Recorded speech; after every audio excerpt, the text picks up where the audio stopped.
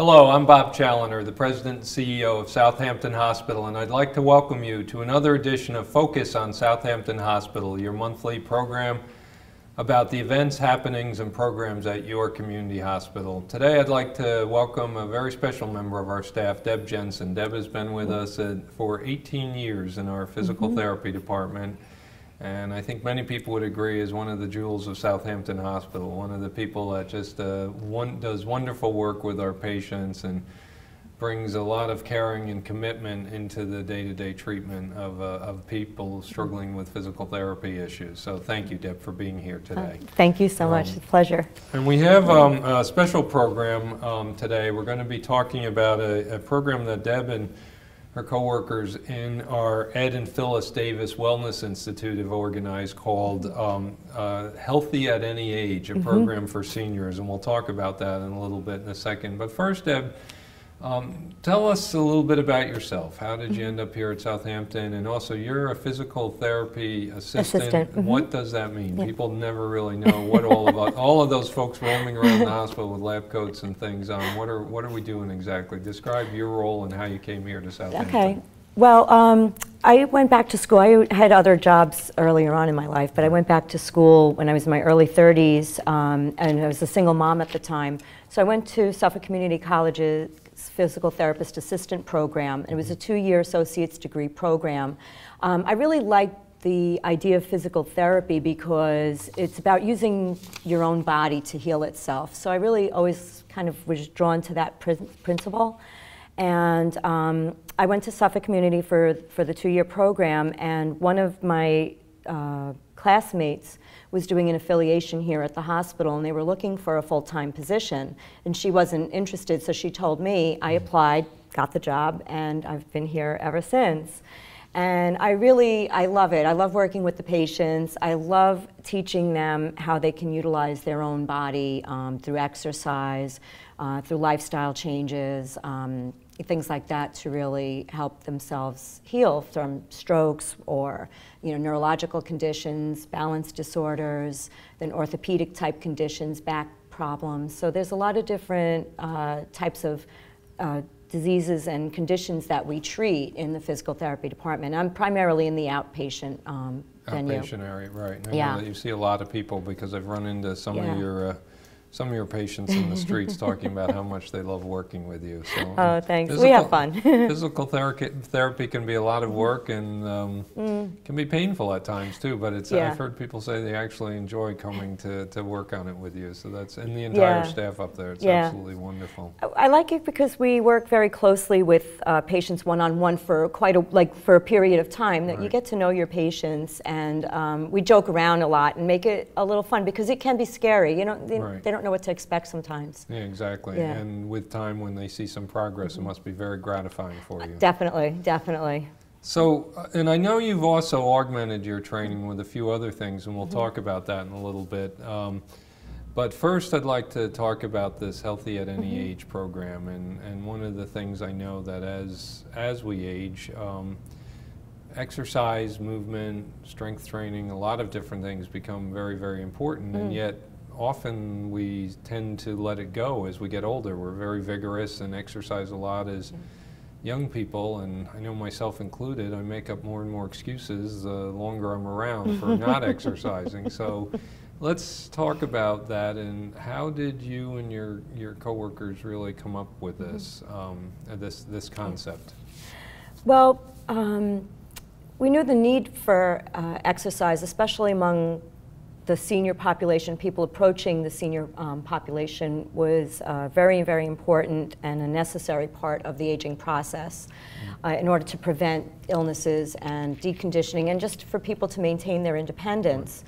A lot of people don't know what to do as far as exercises go, and not everybody is a candidate for a skilled service like physical therapy. And the functional fitness program, which we'll talk about, was an original part of this whole process.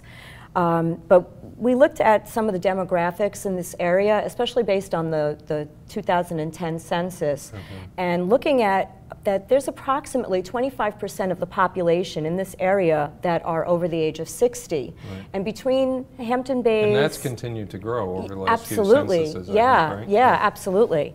And so, and there's a lot more people staying in this area year-round, too, that are in that age group. So a lot of people, you know, are approaching, you know, senior citizenship, I guess, and, you know, so have needs for certain things that are happening in their bodies, you know, with the aging process. Right. But we looked at, from Hampton Bays to East Hampton, there really weren't anything, other than some of the local libraries that were offering senior programs, there really weren't a lot of programs for people that were approaching, you know, the age of 65 or older, approaching retirement, for example. So we wanted to have a program here at the hospital that addressed some of the needs that people have as they age, as their bodies change. You know, and a big part of it is first accepting the fact that their bodies change. You know, a lot of times we hear, I just want to wake up without any pain, or I used to remember, you know, this and that. And getting in and out of the car. car. Yeah. And I say you have to let go of the used tos or shoulds or all of that stuff, you know, and just accept the fact that, you know, every second you're here, you're a second older, and there's no escaping that, no matter what age you're at, and that it's better. You know, if you're not growing older, you know, it's a problem. Would you say you also, though, part of the underlying reason is that aging's not a good enough excuse to stop moving and exercising? Absolutely, absolutely. In fact, one of the best ways to combat the detrimental effects of aging is exercise, and also other lifestyle changes, which we wanted to address also in the program. So we wanted to have it not just be as straight on exercise. We wanted to have an educational component. We wanted to address some of the emotional issues that accompany, you know, aging.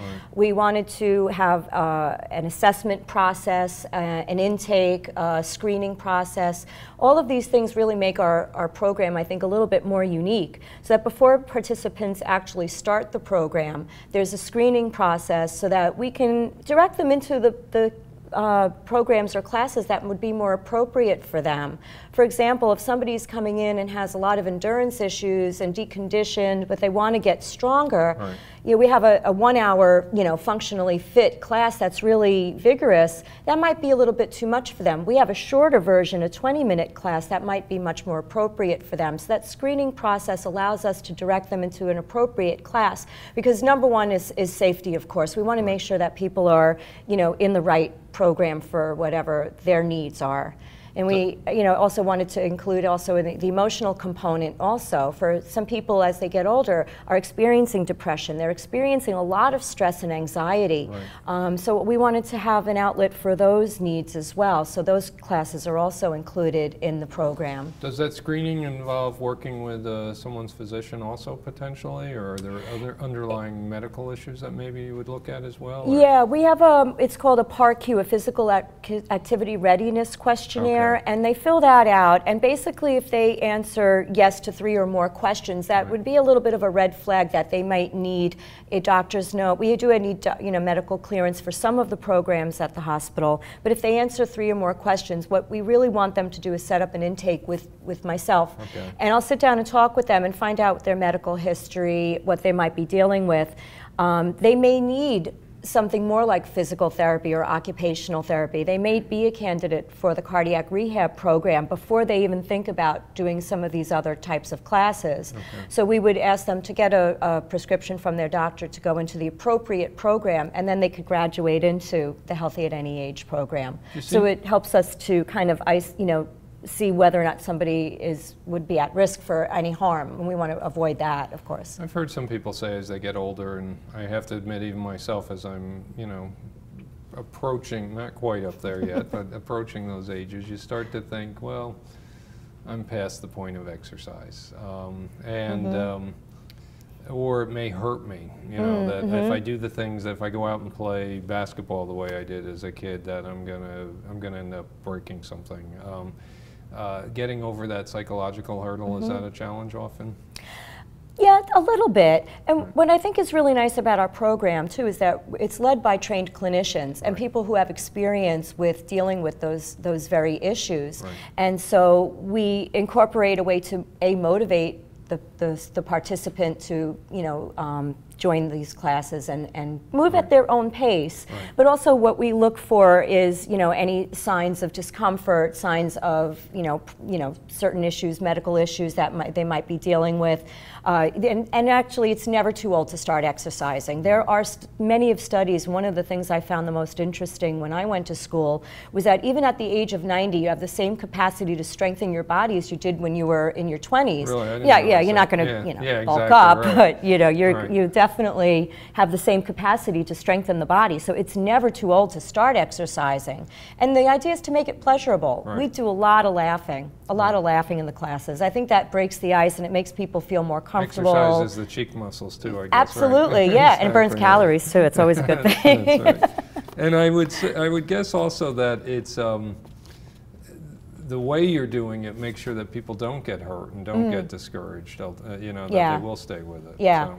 Again, safety is really our #1 priority. We've even incorporated an assessment tool in our program also, which sees where people are starting at, and over the course of the year, every 3 months, they refill out this one form, so that if they're already independent and emotionally, strong, that they're staying that way as they get older. And for people who maybe aren't quite there, they can track their improvements. Right. And and again, we can suggest to them certain other options that might be beneficial for them as well. So one of the concepts you mentioned, which I've heard, and I'm not sure what it is exactly, is functional fitness. What exactly is functional fitness?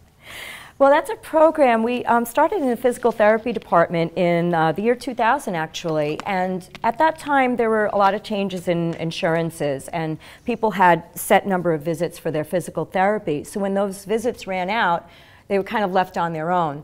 And I'm sure, you know a lot of people as well that maybe aren't quite as compliant. They'll go home, they'll do a couple of the exercises, and after a week or two, they feel better, they stop doing the exercises.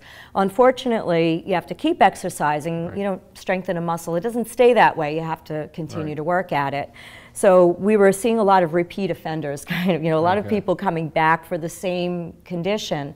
So we started a program back in 2000 to deal with people that maybe needed a little bit more supervision, that didn't have the equipment at home to utilize, or that just needed a place to go to exercise, to really help keep them compliant, to help keep them motivated.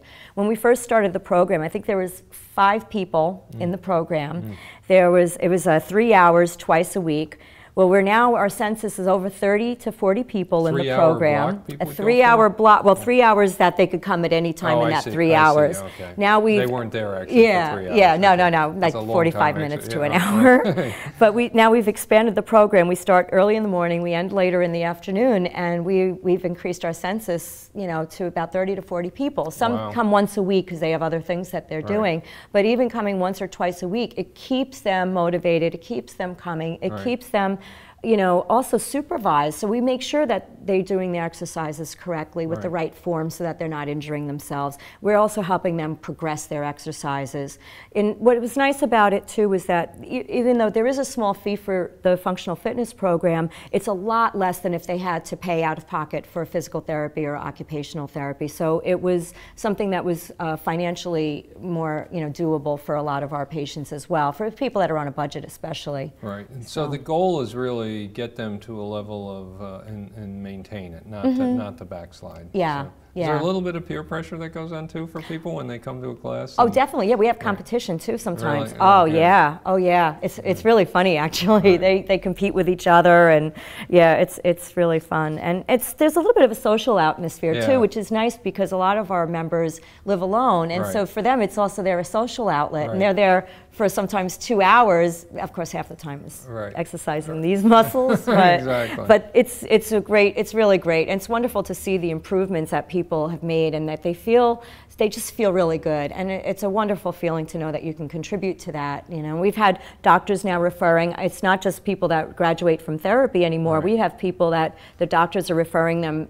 some of their patients that maybe don't need a skilled service like physical therapy or occupational therapy, but they really feel people, like, they really just need to get moving and exercise. Exactly. You know, we tailor the program to what their goals are, too. If they want to return to a recreational activity, play with their grandkids, lose weight, increase their endurance, we try to really tailor the program to meet what their needs are. What they want to accomplish in their lives. Absolutely, yeah. That's great. Yeah. So one of the things I know that you do is TheraBands. That's part of the program up there. And what's a TheraBand? Well, the TheraBand is actually, scary, by the way, right? I know. You should hear what some of the things we have sound like. Yeah. But no, TheraBand is a trademark name for the resistance bands that we use. And resistant bands are nice because there's different thicknesses. So you can start with really, really gentle and progress up to a little bit more resistance. Okay. So it's more portable too than carrying around a set of dumbbells. And so we use the resistive bands for strengthening. So that's their basic function is to use for muscle strengthening. You can use them for various muscle groups. It's really a nice way to increase resistance and increase the strength. So we use those for 2 different classes. Kind of like giant rubber bands, sort of? Kind of. Right. Well, yeah, they're about yay long, and yeah. They won't snap back on you. No, no. But sometimes we have to replace them if you work real hard, you know. Oh, really? Yeah. That's a good sign. That is, if yeah. you stretch a TheraBand out. That means you're becoming getting stronger. Yeah, exactly. And there's specific classes that utilize them also? Yeah. So, we do a 20-minute TheraBand class. Right. So that's a shorter version. And a lot of the strengthening exercises will also help with balance as well as muscle strength. Then we also have a class called Functionally Fit, which was an offshoot of Functional Fitness, a real original name, I know, but that's an hour-long class, and we do a little bit of aerobic exercise. We call them cardio blasts. We do strengthening. We do stretching. So it's a little bit more intense class, but that's a lot of fun. That's had a really good turnout as well. Do you use music or anything also? Oh yeah. Just to liven it up a little? Oh, sure.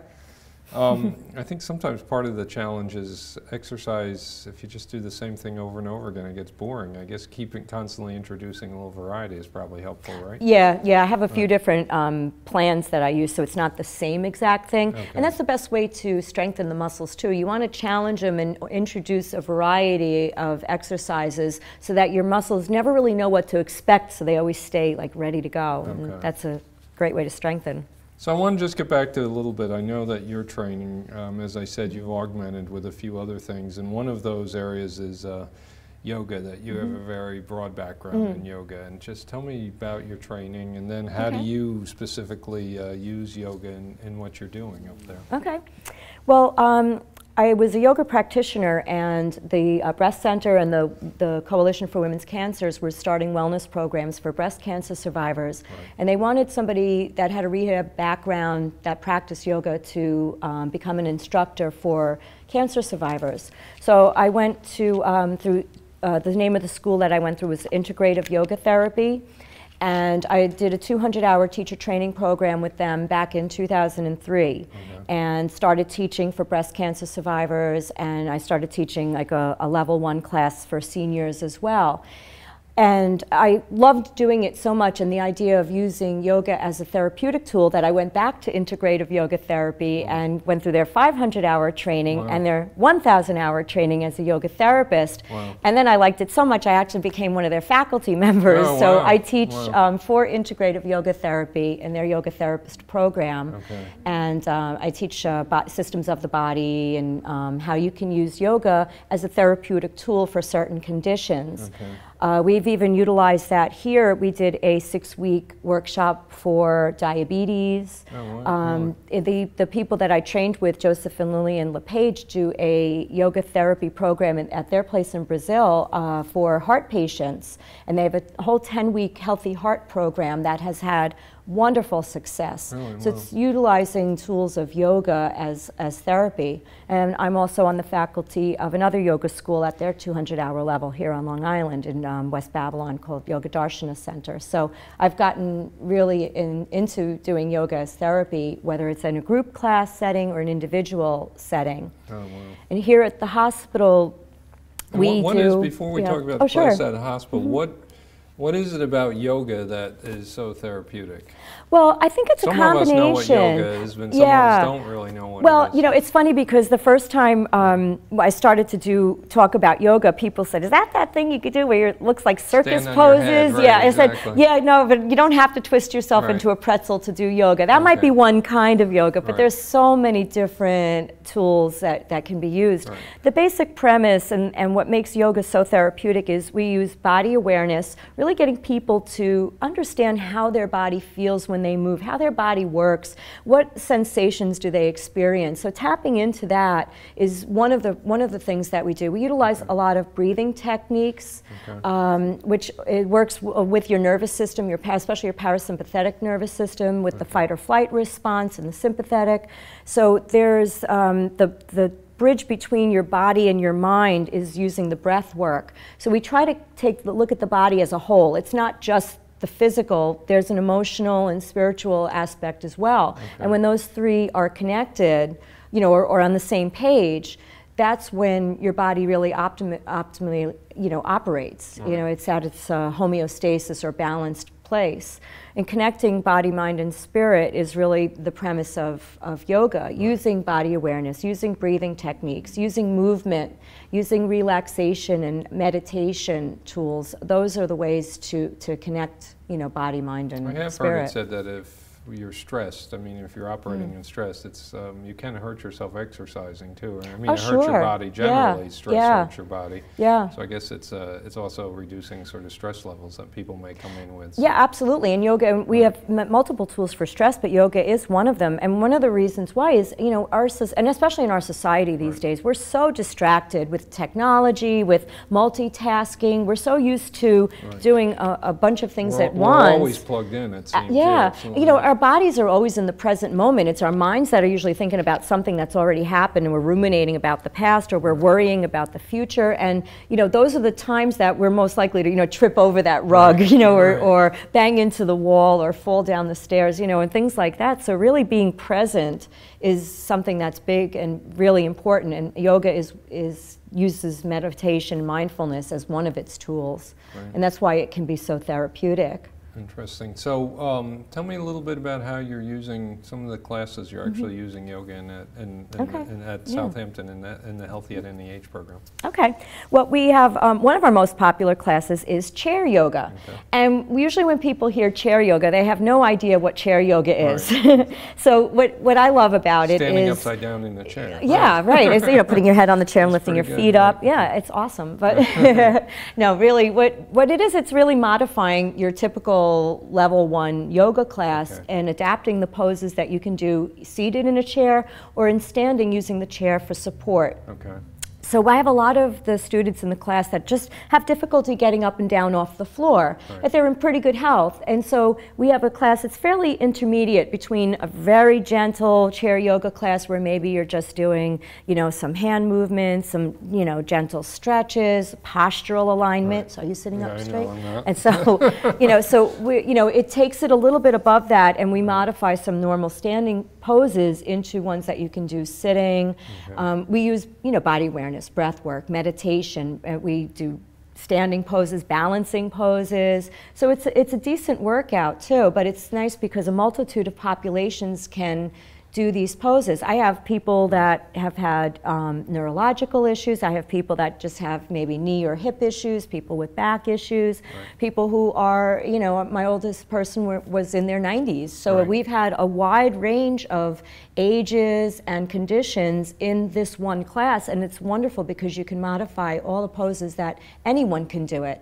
It makes it accessible to anyone, and I've had many of my students say, I thought I could never do yoga again until I discovered this class, and that is very gratifying that people are able to. And some can, I guess, eventually move on even to other forms of yoga. Absolutely. Regain their confidence. Absolutely. And we have the level 1 yoga class, which is suitable for beginners or people that, you know, there's certain poses I don't do in those classes, like anything that puts too much compression on the neck, or, you know, we don't do splits in that class. Well, maybe a little bit, but not all the way. But, you know, we use some props to help with people that have maybe some flexibility issues, but it's, you know, a step up from the chair yoga class. There are classes for cancer survivors as well. We have a level 1 class for breast cancer survivors that modifies some of the poses based on some special needs they might have. Right. And also restorative yoga classes, which is very relaxing, uses a lot of props and a lot of meditation and relaxation techniques. It's wonderful, yeah. I think particularly for people who've been through a disease process, to get back into yoga or exercise, just to realize that, you know, there's a lot of life ahead of them, hopefully, and there's a lot they can still do. So, yeah. So one of the things I know that we focus on in the program is falling, and many seniors are concerned about falling, and as we get older, that becomes a bigger concern, and many of us do fall as we get older. Tell me a little bit about that. What can we do? Is it inevitable that we're just going to start falling as we get older, or are there things we can really do to strengthen ourselves? And why are we falling so much as we get older? So. Well, there's a lot of reasons why we fall, and the 3 basic systems that are involved are, you know, your vision is involved, and one of the reasons why people as we get older fall is because our vision does change. But we lock into the horizon and vertical objects and things on a daily basis. That input goes into the brain and gives us a sense of where we are. So as vision fails, you know, or gets worse, that can affect your balance. Being distracted can, affect it. Muscle weakness can affect your balance. Degenerative changes in the vestibular system. So there are some changes that can occur with age, but there are a lot of things that you can do about it. We tend to, if we start to feel a little unsteady, we tend to shuffle and walk with small steps and stay within, very, regimented type of movements. And really the way to improve balance is to challenge it. So we have some ongoing programs that do help with balance. Tai Chi is wonderful for balance. There's a class that's offered on a weekly basis for Tai Chi. It's fantastic for stability. Yoga, it helps with balance. The Functionally Fit, the TheraBand class, those are the strengthening classes, really help with balance. We also wanted to address specific issues with balance, so we're offering a fall prevention series. It's a 6-week workshop that's going to be offered a few times during the year, led by the PT department. The girl who's doing it has 40 some odd years experience, and she's fantastic. And so we're doing this class, and there is an educational component as well. What can you do at home? We have certain checklists, things to check off, for home safety. How does medication affect your balance? What causes problems with balance? What can you do about it? So we have a whole bunch of exercises, techniques, and activities that help improve it, plus the educational component, which I think is really unique. And a lot of our classes offer that as well. It's probably, there's a lot more to it than just be careful. There's a lot, what you hear people say. I've heard that there are strengthening of the ankle muscles and things. Oh yeah, absolutely. So. I tell people, sit at home and just lift your feet up and down when you're home. Put some music, put your favorite music on, tap your toes. Even if you're not really mobile, that alone will help your balance. So moving your body is just key. Stiffness, if you're not flexible, if your core is weak, those are all things that can affect your balance as well. So again, strengthening, exercising, those things are so key for maintaining your balance and keeping your body safe. Because fall, it's an issue, it's a definite issue and a definite fear. So a lot of people have a lot of stress and anxiety over it as well. Right, absolutely. Another issue as we get older that people often deal with is back pain. Do you do anything about back pain in the program? Oh, sure, yes. And again, strengthening, the yoga, Tai Chi, Pilates, those types of things are all really helpful. And we do offer a special class called Back Care Support. That's an ongoing class once a week. And like the fall prevention, it does offer an educational and interactive component. We save a few minutes at the end of every class to discuss, how to bend, how to change position, how to lift things, giving home exercises. I had a little model of the spine in the class to show what can cause back pain, what can you do about it. We do some specific exercises to work on strengthening the stabilizing muscles of the spine. And a lot of them are small muscles that, you know, you wouldn't think to exercise. Right. You know, and you had mentioned when we're younger, you know, we go to the gym, we do, you know, exercise, these large global movers of the body, but nothing to stabilize the little muscles that support the spine, the deep abdominal muscles. Right. The pelvic floor muscles even are involved with your core and your back. So we work on strengthening those stabilizing muscles and the stretching as well, the flexibility. Mm-hmm. And I can't believe it because I've only covered about a third of what I wanted to, but we're almost out of time. Oh my gosh. Can you very quickly just run through a list of some of the other services that are Absolutely. up there? Yeah. Well, we are, there is a diabetes education, the certified diabetes educator who does a monthly support group and information session on how to manage type 1 and type 2 diabetes. We have stress management classes that are run through the cardiac rehab department as well, with mindfulness, the art of calm, stress in your heart, ways of learning variety of techniques to help calm and relax the mind. We have a memory games class. A lot of people are concerned about their memory, so we wanted to incorporate a class that addressed that issue as well, with some fun games, as well as interactive and lifestyle tips, organizational tips and things to help with memory.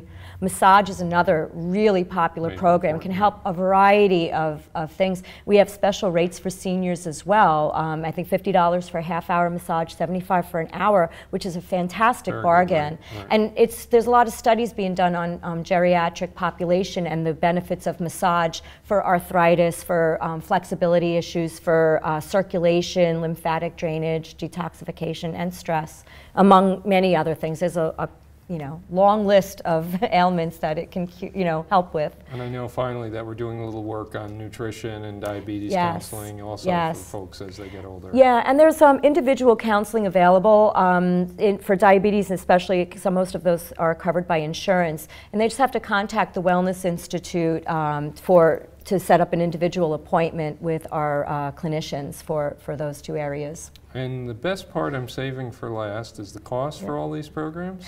Well, the Healthy at Any Age program is free. Right. We did not want cost to be a blockade in people's ability to participate in these programs. So we're using, we've had a few generous donations and looking in the future to, you know, applying for different grants to help fund the program. We would really like to keep it a free program so that, you know, we can serve many, many different members of the community. We really see this as an outreach effort for our neighbors, our senior neighbors, and hopefully get people back involved in exercising. Absolutely. And stay healthy. I was telling somebody earlier, I think it's such a nice thing that people don't have to just go to the hospital when they're sick. They can go in the hospital to stay healthy, and I think that's a really, really wonderful way to look at the hospital. That's our goal. Well, Deb, thank you so much for the wonderful job that you're doing here for at the having hospital me. and the Thank program. you. It's really spectacular. It's always a pleasure to speak with you. Thanks. And I'd like to say that Deb has taken away one of the excuses for not getting out there and exercising, your New Year's resolution, and that program, Healthy at Any Age, is free. Please take advantage of it. Give us a call at our Ed and Phyllis Davis Wellness Center. Our staff will be happy to explain the programs, give you the schedule, and let you know when things are available. And that number is 631-726-8800, 726-8800, and you'll meet Deb and all of her wonderful staff. We'll be happy to sign you up for whatever will be helpful to you. And I'd like to thank everyone for their good work here at our hospital. We're starting a new year. I'd like to thank our friends at CTV for producing this show and airing it in Southampton, and our friends at LTV for airing it in East Hampton. And we look forward to hearing from you. If there's any programs you'd like to learn about, additional information you would like us to show on the TV, please give my office a call at 631-726-8555. Also, if you just need help navigating our health system here on the East End. Thank you, everyone, and good health.